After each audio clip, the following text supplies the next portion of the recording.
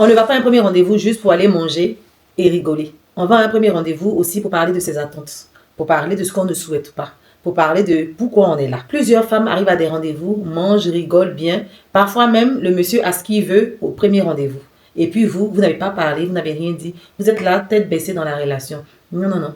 Au premier rendez-vous, quand lui, il sera en train de vous dire « Moi, je souhaite rencontrer l'amour parce que j'ai eu telle chose. » Vous aussi, vous avez le droit de dire « Moi aussi, je suis là parce que je cherche quelqu'un de fidèle. Moi aussi, je suis là parce que je veux une relation sérieuse, une relation sincère. » Mais ne venez pas juste vous asseoir pour manger, pour rigoler. Ah, comme c'était le premier rendez-vous là, je n'avais pas envie de le faire fuir. Non, comme c'était le premier rendez-vous, je ne voulais pas trop parler. Faut pas qu'il pense que j'exagère. Au premier rendez-vous aussi, on peut dire qu'on n'aime pas l'infidélité. Au premier rendez-vous aussi, on peut dire que voilà moi ce que j'apprécie, voilà ce que moi j'apprécie, voilà ce que je n'apprécie pas. On ne vient pas à un premier rendez-vous pour chercher forcément à ménager l'autre. On vient aussi pour parler de soi, de dire voilà, moi, il y a des choses que je ne tolérerai plus dans ma vie.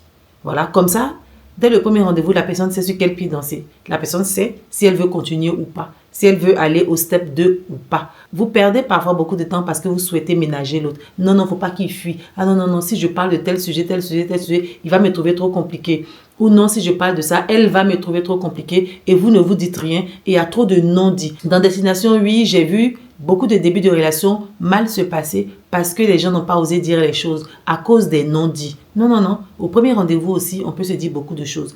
On n'a pas besoin de parler de notre passé, on n'a pas besoin de faire l'étalage de tout ce qu'on ne veut pas, mais quand même, on peut aller sur des points clés. Voilà, moi, à partir de maintenant, voilà ce que je recherche. Parce que les hommes, je vous assure que les hommes, eux, ne font pas la fine bouche. Les hommes, eux, ne s'embêtent pas. Hein. Au premier rendez-vous, ils disent tout ce qu'ils ont envie de dire. Et si tu ne fais pas attention, il y a certains hommes qui emballent au premier rendez-vous. Donc, toi, tu vas te laisser emballer sans que tu n'aies plus placé un mot, sans que tu n'aies pu dire ce que tu souhaites ou ce que tu ne souhaites pas.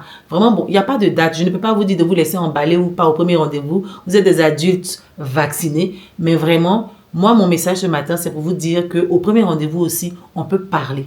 On peut poser ses bases. On peut poser ses limites. Comme ça, si la personne a envie de continuer, elle continue. Si elle n'a pas envie de continuer, elle vous dépose. Elle se dit, ah, il est trop compliqué. C'est pas grave. C'est que ce n'était pas la bonne personne.